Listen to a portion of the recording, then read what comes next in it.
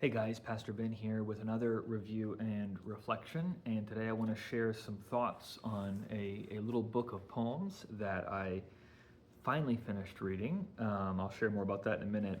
But it's Wendell Berry's book, The Country of Marriage. So this is something that my wife gave to me very, very fittingly as a gift. I can't remember if it was Christmas or my birthday. They're pretty close together.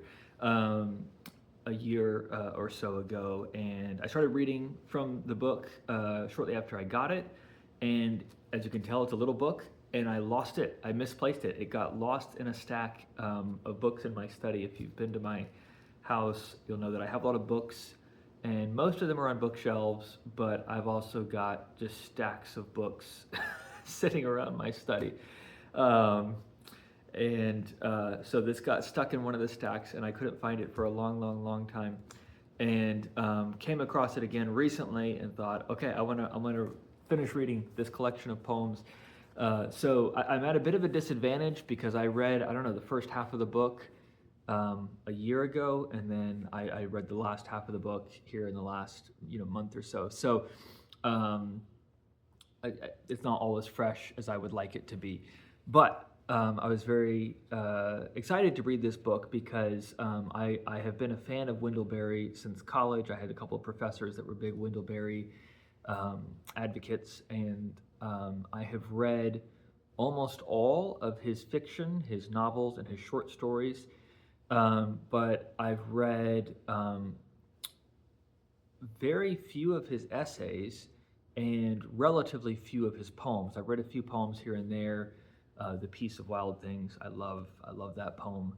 But I haven't read through any of his books of poetry until this one. So this is a good, short, accessible book of poetry. This is one of his earlier books of poetry. It was written originally in the early 70s. It's been republished, obviously, since then.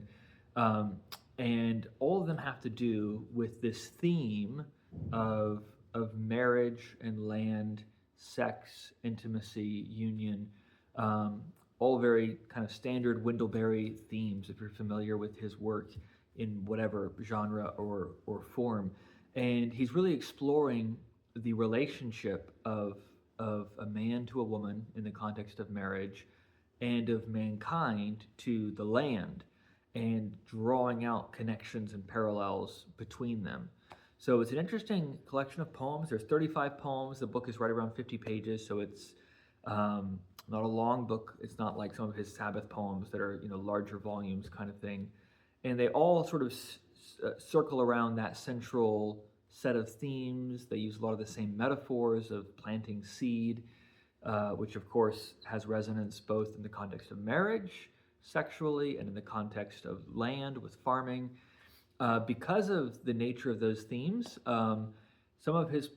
there's a more kind of erotic tone to some of these poems that I say that makes it sound more explicit than it is. It's still poetry. It's working with the realm of metaphor, but there's definitely those kinds of he's drawing on some of those images and ideas in his poems.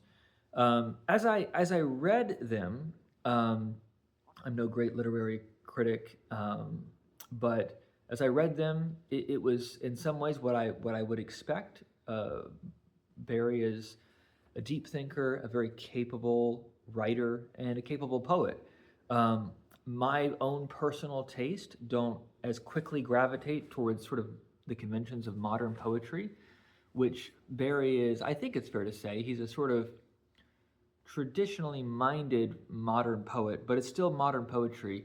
It's not like, my favorite living poet is Malcolm Guite. I love the fact that he writes with a modern voice, but in a very traditional idiom. Or very traditional structure or form.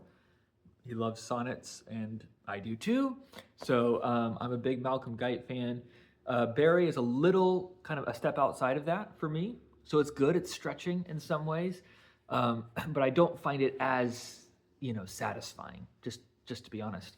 But he's a good poet, and they're good poems, and there's some fascinating, some wonderful lines, some striking metaphors, But what I get um, from Barry when I read him um, is it's just a sense of peace. It does something to your soul and your spirit as you read him over time. And I think this is true of his novels.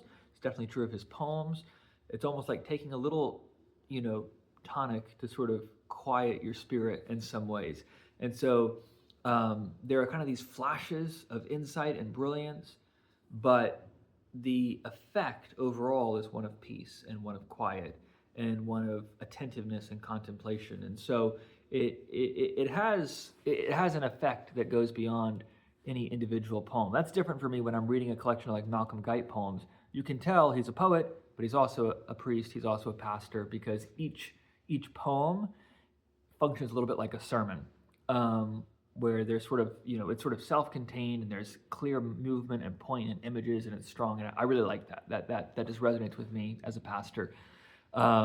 Barry is a different kind of poet, but worth reading and enjoyable. A couple things that stood out to me. One is Barry's view of life and death. There's so much there that resonates deeply with a Christian view of things. He's writing from within a, kind of Protestant Christian framework. But you also see Barry's ideas and the ways that they diverge from biblical Christianity at various points, particularly his sort of flirtation with the idea of reincarnation. He has several poems where that kind of comes out. One of which is Testament, a sort of 4-part poem that he writes, sort of instructing his family on what to do when he dies. And he talks about, don't let your ignorance of my spirit's whereabouts dismay you or overwhelm your thoughts. Be careful not to say anything too final. Whatever is unsure is possible, and life is bigger than flesh. I love that phrase, life is bigger than flesh. Beyond reach of thought, let imagination figure. Your hope, that will be generous to me and to yourselves. Why settle for some know-it-all's despair when the dead may dance to the fiddle hereafter for all anybody knows? And remember that the heavenly soil need not be too rich to please one who is happy in Port Royal. I may be already heading back, a new and better man, toward that town. The thought's unreasonable, but so is life, thank the Lord. Some beautiful thoughts in there, and again, I love that phrase, the life is bigger than flesh. But you see, that's a kind of just example. There's other kind of suggestions throughout this collection of poems of his flirtation with the idea of reincarnation. He can't seem to conceive of life beyond the boundaries of this world. And there's something to that that's very profoundly Christian, because Christianity teaches that the hope of life is that this world is not just a shell that's going to be thrown away, but it's the place that God made to dwell with us in, that we will one day be with the Lord in this place. But I've been reading and reviewing Lewis. Barry explicitly sort of says, don't hope for a new heavens and new earth. All we need is here. That's one of the lines in one of the poems in this collection. And I have to confess, especially having just dived deeper into, I'm going to fix my camera here. I'm sorry. I have a very low tech setup. I'm not one of those slick YouTubers. Barry explicitly sort of says, hey, the world here is what we have. And his idea of like life after death seems to be either a sort of, he just feeds the soil that will grow the next generation, the next life, and so he's sort of lingering spiritually there, or that there's some sort of reincarnation. He comes back as a beast or a better or worse man to live amongst his community.